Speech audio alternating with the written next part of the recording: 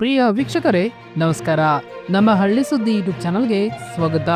PM Kisan ರೈತರಿಗೆ ಮತ್ತೊಂದು big update ಅಂತಾನೆ ಹೇಳಬಹುದು. ಹೌದು, 10 ದಿನ ಕಳೆದರೂ ನಿಮ್ಮ ಖಾತೆಗೆ ಇನ್ನೂ 19ನೇ ಕಂತಿನ ಹಣ ಜಮಾ ಆಗಿಲ್ವಾ? ಅದಕ್ಕೆ ಕಾರಣಗಳು ಏನಿರಬಹುದು ಇಲ್ಲಿ ತಿಳಿಸಿಕೊಡ್ತಾ ಹೋಗ್ತೀವಿ. ಅದಕ್ಕೂ ಮುನ್ನ ನಿಮ್ಮ ಖಾತೆಗೆ ಇಲ್ಲಿವರೆಗೆ ಎಷ್ಟು ಕಂತುಗಳು ಜಮಾ ಆಗಿದೆ ಎಂಬುದನ್ನು ನಮ್ಮ ಕಾಮೆಂಟ್ ಬಾಕ್ಸ್ ಅಲ್ಲಿ ತಿಳಿಸಿ. ಹಾಗೆ ನೀವಿನ್ನೂ ನಮ್ಮ ಚಾನಲ್ ಸಬ್ಸ್ಕ್ರೈಬ್ ಆಗಿಲ್ಲ ಅಂತಂದ್ರೆ ಈ ಕೂಡಲೇ ಸಬ್ಸ್ಕ್ರೈಬ್ ಆಗಿ, ಹಾಗೆ ಬೆಲ್ ಐಕನ್ ಕ್ಲಿಕ್ ಮಾಡಿ ಆಲ್ ಅಂತ ಸೆಲೆಕ್ಟ್ ಮಾಡಿ. ಇದರ ಜೊತೆಗೆ ಗೃಹಲಕ್ಷ್ಮಿ ಯೋಜನೆಯ ಒಟ್ಟಿಗೆ 6,000 ರೂಪಾಯಿ ಜಮಾ ಆಗಲಿದೆ. ಹೌದು, ಅದರ ಬಗ್ಗೆ ಕೂಡ ಈ ವಿಡಿಯೋದಲ್ಲಿ ತಿಳಿಸ್ಕೊಡ್ತಾ ಹೋಗ್ತೀವಿ. ಪ್ರಧಾನಮಂತ್ರಿ ಕಿಸಾನ್ ಸನ್ಮಾನ್ ನಿಧಿ ಯೋಜನೆಯ 19ನೇ ಕಂತನ್ನ ರೈತರ ಖಾತೆಗಳಿಗೆ ಕಳುಹಿಸಲಾಗಿದೆ. ಅನೇಕ ರೈತರ ಖಾತೆಗೆ 2,000 ರೂಪಾಯಿ ಹಣ ಬಂದಿಲ್ಲ. PM ಕಿಸಾನ್ ಸನ್ಮಾನ್ ನಿಧಿ ಯೋಜನೆ ಮೊತ್ತವು ಖಾತೆಗೆ ತಲುಪದಿರಲು ಕಾರಣಗಳು ಏನೆಂದು ಇಲ್ಲಿ ತಿಳಿಸ್ಕೊಡ್ತಾ ಹೋಗ್ತೀವಿ. ಪ್ರಧಾನಮಂತ್ರಿ ಕಿಸಾನ್ ಸನ್ಮಾನ್ ನಿಧಿ ಯೋಜನೆಯ 19ನೇ ಕಂತು ಫೆಬ್ರವರಿ 24, 2025ರಂದು ಬಿಡುಗಡೆಯಾಗಿದೆ. ಈ ಮೊತ್ತವನ್ನ ಪ್ರಧಾನಿ ನರೇಂದ್ರ ಮೋದಿ ಅವರು DBT ಮೂಲಕ ವರ್ಗಾಯಿಸಿದ್ದಾರೆ. ಅದ್ಯಾಗೋ ಅನೇಕ ರೈತರ ಖಾತೆಗೆ 2,000 ರೂಪಾಯಿ ಹಣ ಬಂದಿಲ್ಲ. ಸನ್ಮಾನ್ ನಿಧಿ ಯೋಜನೆಯ ಮೊತ್ತವು ಖಾತೆಗೆ ತಲುಪದಿರಲು ಕೆಲವು ಕಾರಣಗಳಿವೆ. ಹೌದು, ಮೊದಲಾಗಿ ಈ KYC ಮಾಡಿಕೊಳ್ಳಲು ರೈತರನ್ನ ನಿರಂತರವಾಗಿ ಕೇಳಿಕೊಳ್ಳಲಾಗುತ್ತಿದೆ.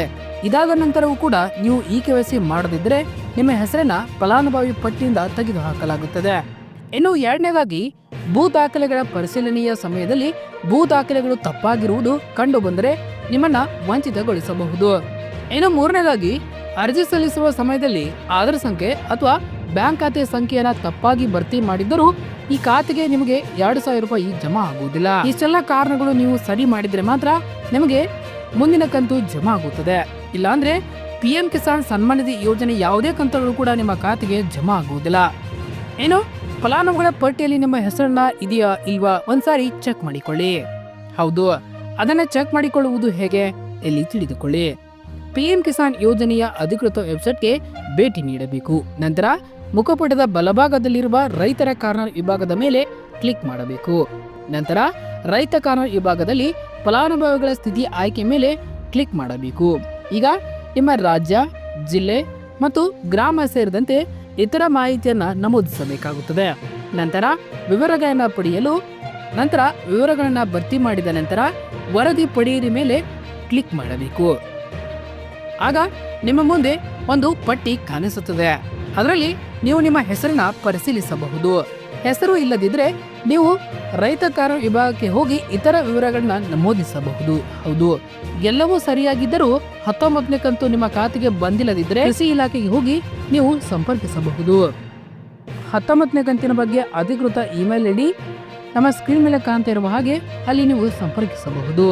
ಇನ್ನು ನೀವು PM ಕಿಸಾನ್ ಯೋಜನೆಯ ಸಹಾಯವಾಣಿ ಸಂಖ್ಯೆ 155261 ಅಥವಾ 1800115526 ಈ ಟೋಲ್ ಫ್ರೀ ಸಂಖ್ಯೆಗೆ ನೀವು ಕರೆ ಮಾಡಿ ನಿಮ್ಮ ಎಲ್ಲಾ ಸಮಸ್ಯೆಗಳನ್ನ ಅಲ್ಲಿ ಪರಿಹರಿಸಬಹುದು. ಪ್ರಧಾನಮಂತ್ರಿ ಕಿಸಾನ್ ಸನ್ಮಾನ್ ನಿಧಿ ಯೋಜನೆ ಸರ್ಕಾರವು ರೈತರಿಗೆ ವಾರ್ಷಿಕವಾಗಿ 6,000 ರೂಪಾಯಿಗಳ ಆರ್ಥಿಕ ನೆರವು ನೀಡುತ್ತಿದೆ ಎಂದು ಈಗಾಗಲೇ ಗೊತ್ತೇ ಇದೆ. ಈ ಮೊತ್ತವನ್ನು ಪ್ರತಿ 4 ತಿಂಗಳಿಗೊಮ್ಮೆ ತಲಾ 2,000 ಅಂತೆ 3 ಸಮಾನ ಕಂತುಗಳಲ್ಲಿ ರೈತರ ಖಾತೆಗೆ ಕಳುಹಿಸಲಾಗುತ್ತಿದೆ. ಹಾಗಾದ್ರೆ ನೀವು ಈ ಯೋಜನೆಗೆ ಇನ್ನೂ ಅರ್ಜಿ ಸಲ್ಲಿಸದಂದ್ರೆ ನೀವು PM ಕಿಸಾನ್ ಯೋಜನೆಯ ಅಫಿಷಿಯಲ್ ವೆಬ್ಸೈಟ್ಗೆ ಹೋಗಿ ಅಲ್ಲಿಯೂ ಕೂಡ ನೀವು ಅರ್ಜಿಯನ್ನ ಸಲ್ಲಿಸಬಹುದು. ಇನ್ನು ಈ KYC ನೀವು ಬಯೋಮೆಟ್ರಿಕ್ ಆಧಾರಿತ ಈ KYC ಮಾಡಿಸಿದ್ರೆ ಮಾತ್ರ ನಿಮ್ಮ ಖಾತೆ ಮುಂದಿನ ಎಲ್ಲಾ ಕಂತುಗಳು ಕೂಡ ನಿಮ್ಮ ಖಾತೆಗೆ ಜಮಾ ಆಗುತ್ತವೆ. ಇನ್ನು ಗೃಹಲಕ್ಷ್ಮಿ ಯೋಜನೆ ಬಗ್ಗೆ ಇಲ್ಲಿ ತಿಳಿಸ್ಕೊಡ್ತಾ ಹೋಗ್ತೇವೆ. ಗೃಹಲಕ್ಷ್ಮಿ ಯೋಜನೆಯ ಒಟ್ಟಿಗೆ 3 ತಿಂಗಳ ಹಣ 6,000 ರೂಪಾಯಿ ಈ ದಿನ ಬಿಡುಗಡೆ ಆಗಲಿದೆ. ಹೌದು, ಗೃಹಲಕ್ಷ್ಮಿ ಯೋಜನೆ ಅಡಿಯಲ್ಲಿ ಹಣಕ್ಕಾಗಿ ನಿರೀಕ್ಷಿಸುತ್ತಿರುವ ಲಕ್ಷಾಂತರ ಮಹಿಳೆಯರಿಗೆ ರಾಜ್ಯ ಸರ್ಕಾರ ಹೊಸ ಭರವಸೆ ನೀಡಿದೆ. ತಡವಾದ ಹಣ ಮಂಜೂರಾತಿ ಪ್ರಕ್ರಿಯೆಗೆ ಸ್ಪಷ್ಟನೆ ನೀಡಿದ ಮಹಿಳಾ ಮತ್ತು ಮಕ್ಕಳ ಕಲ್ಯಾಣ ಸಚಿವೆ ಲಕ್ಷ್ಮಿ ಹೆಬ್ಬಾಳ್ಕರ್ ಮುಂದಿನ 8 ಹಾಗೂ 10 ದಿನಗಳ ಒಳಗೆ ಬಾಕಿ ಹಣ ಖಾತೆಗೆ ಜಮಾ ಆಗಲಿದೆ ಎಂದು ತಿಳಿಸಿದರು. ಗೃಹಲಕ್ಷ್ಮಿ ಯೋಜನೆಯ ಹಣ ಬಾಕಿ ಮಹಿಳೆಯರ ಆತಂಕಕ್ಕೆ ತೆರೆ. ಹೌದು, ಅನೇಕ ಫಲಾನುಭವಿಗಳ ಕಳೆದ ಕೆಲವು ತಿಂಗಳುಗಳಿಂದ ಹಣ ಬಾರದ ಕಾರಣದಿಂದ ಆತಂಕದಲ್ಲಿದ್ದರು. ಈ ಬಗ್ಗೆ ಸರ್ಕಾರ ಸ್ಪಷ್ಟನೆ ನೀಡಿದ್ದು ಯಾವುದೇ ಗೊಂದಲವಿಲ್ಲದೆ ತಾಳ್ಮೆಯಿಂದ ಕಾಯಲು ಸಲಹೆ ನೀಡಿದೆ. ಹೌದು, ಹಣ ಬಿಡುಗಡೆ ವಿಳಂಬದ ಹಿಂದಿನ ಪ್ರಮುಖ ಕಾರಣಗಳು ಈ ಕೆಳಗಿನಂತಿವೆ.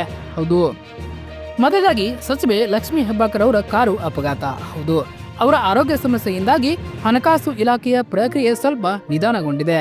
ಇನ್ನು ನಿರ್ವಹಣಾ ತಾಂತ್ರಿಕ ತೊಂದರೆಗಳು. ಹೌದು, ಸರಿಯಾದ ಖಾತೆ ಪರಿಶೀಲನೆ ಪ್ರಕ್ರಿಯೆಯಿಂದ ಹಣ ಬಿಡುಗಡೆ ಸ್ವಲ್ಪ ವಿಳಂಬವಾಗಿದೆ. ಇನ್ನು ಬಜೆಟ್ ಅಧಿವೇಶನದ ಮುನ್ನೋಟ. ಹೌದು, ಮುಂದಿನ ಬಜೆಟ್ ಅಧಿವೇಶನದ ಮುನ್ನ ಹಣ ಬಿಡುಗಡೆ ಕುರಿತು ಅಂತಿಮ ತೀರ್ಮಾನ ಕೈಗೊಳ್ಳಲಾಗುತ್ತಿದೆ. ಗೃಹಲಕ್ಷ್ಮಿ ಯೋಜನೆಯ ಬಾಕಿ ಹಣ ವಿತರಣೆಗೆ ಹೊಸ ಗಡುವು. ಹೌದು, ಶೀಘ್ರದಲ್ಲೇ ಖಾತೆಗೆ ಜಮಾ. ಹೌದು, ಸಚಿವೆ ಲಕ್ಷ್ಮೀ ಹೆಬ್ಬಾಳ್ಕರ್ ಅವರು ಸಂಪೂರ್ಣ ಚೇತರಿಸಿಕೊಂಡಿದ್ದು ಸರ್ಕಾರದಲ್ಲಿ ಮತ್ತೆ ಸಕ್ರಿಯರಾಗಿದ್ದಾರೆ. ಅವರು 8-10 ದಿನಗಳಲ್ಲಿ ಬಾಕಿ ಹಣ ಖಾತೆಗೆ ಜಮಾ ಆಗುವ ಭರವಸೆ ನೀಡಿದ್ದಾರೆ. ರಾಜ್ಯ ಸರ್ಕಾರ ಈ ಯೋಜನೆಯನ್ನ ಪ್ರಾಮುಖ್ಯತೆಯಿಂದ ತೆಗೆದುಕೊಂಡಿದ್ದು ನಿಯಮಿತ ಹಣ ವಿತರಣೆಗೆ ಅಗತ್ಯ ಕ್ರಮಗಳನ್ನು ಕೈಗೊಳ್ಳುತ್ತಿದೆ. ಇನ್ನು ಹಣ ಖಾತೆಗೆ ಬರುವ ಮುನ್ಸೂಚನೆ. ಹೌದು, ಅಧಿಕೃತ ಮೆಸೇಜ್ ಅಥವಾ ಬ್ಯಾಂಕ್ ಅಕೌಂಟ್ ಪರಿಶೀಲನೆ ಮೂಲಕ ಹಣ ಜಮಾ ಆಗುವ ಬಗ್ಗೆ ಮಾಹಿತಿ ಪಡೆಯಬಹುದು. ಯಾವುದೇ ಸಂಕಷ್ಟಗಳಿಗೆ ಸರ್ಕಾರದ ಸಹಾಯವಾಣಿ ಅಥವಾ ಸ್ಥಳೀಯ ಅಧಿಕಾರಿಗಳನ್ನ ಸಂಪರ್ಕಿಸಲು ಅವಕಾಶವಿದೆ. ಸರ್ಕಾರ ಯೋಜನೆಗೆ ಆದ್ಯತೆ ನೀಡುತ್ತಿದ್ದು ಹಣ ಬಿಡುಗಡೆಯ ಪ್ರಕ್ರಿಯೆ ಅಂತಿಮ ಹಂತದಲ್ಲಿದೆ. ಆದ್ದರಿಂದ ಫಲಾನುಭವಿಗಳು ಆತಂಕ ಪಡುವ ಅಗತ್ಯವಿಲ್ಲ. ಶೀಘ್ರವೇ ಖಾತೆಗೆ ಹಣ ಜಮೆ ಆಗಲಿದೆ.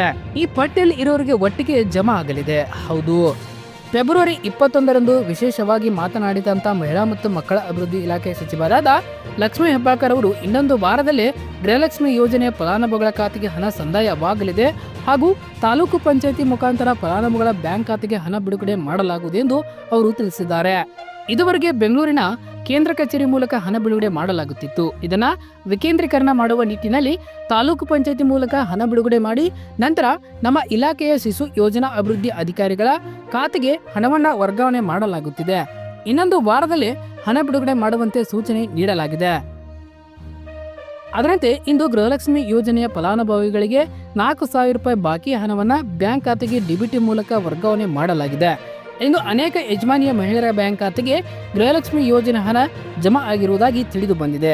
ಹೌದು, ಇನ್ನು ಕೆಲವೊಂದಿಷ್ಟು ಮಹಿಳೆಯರಿಗೆ ಇನ್ನೇನು ಕೆಲವೇ ದಿನಗಳಲ್ಲಿ ಈ ಹಣ ಜಮಾ ಆಗಲಿದೆ. ಹಾಗಾದರೆ ಆರ್ಯರ ಪಟ್ಟಿಯನ್ನು ಚೆಕ್ ಮಾಡಿಕೊಳ್ಳುವುದು ಹೇಗೆ?